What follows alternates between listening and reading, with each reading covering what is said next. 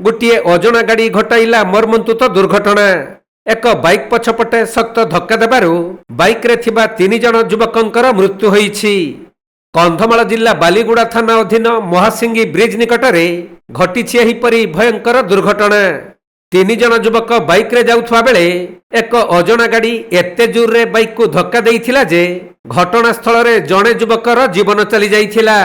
आउ अन्य 2 युवकंकु उद्धार करी बालीगुड़ा उपखंड चिकित्सालय कोणा जाइथिले भी सेठारे चिकित्साधीन अवस्था रे 2 जनकर मृत्यु होईछि। तबे दुर्घटना रे मृत्युवरण करिथिबा 3 जण युवकंकर परिचय मिली पारि नहीं। बालीगुड़ा थाना पुलिस एही दुर्घटना संपर्क रे तदंत आरंभ करिथिबा बेले फेरार गाड़ीटी को चिन्हट करने सहित दुर्घटनार प्रकृत कारण जानिबा पई अनुसंधान चलाइछि पुलिस।